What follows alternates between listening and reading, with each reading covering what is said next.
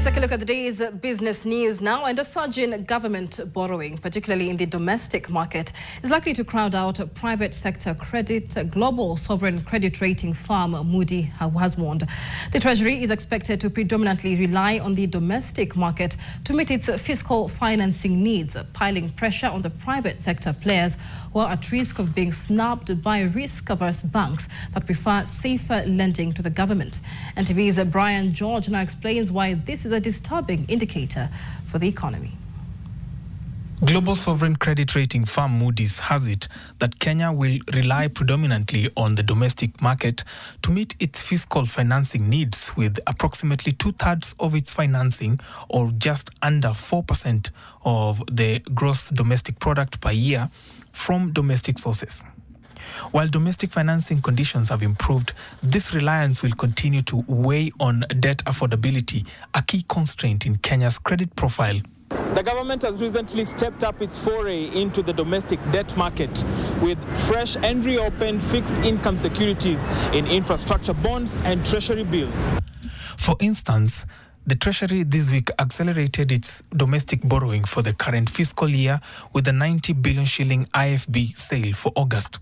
The issuance on 21st July is of a reopened 15-year IFB first sold in January 2018 and a 19-year-old IFB first sold in February 2022. If fully subscribed, the sale will see the government borrowing from the first two issuances of the year surpass the 150 billion shillings mark, having raised 66.6 billion shillings in July's oversubscribed sale of the reopened 20 and 25-year bonds, which have targeted 50 billion shillings.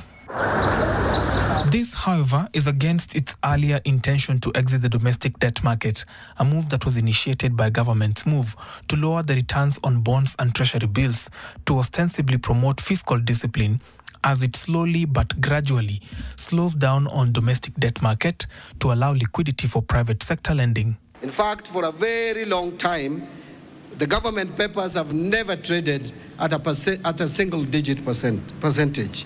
For the first time in a long period, we can see now 91-day treasury bills trading at 9.11%.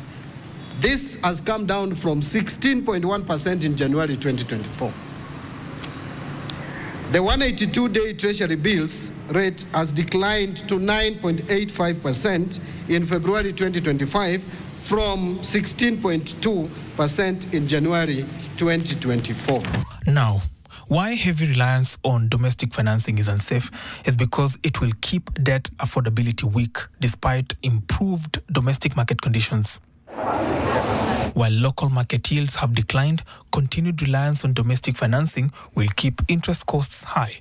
Kenya's structural capacity for revenue generation and collection remains significantly low. In the last decade alone, revenue collection as a share of GDP reduced from 15% to 14%, and an overall collection remains at 17% as a share of GDP. Brian George, NTV, Nairobi.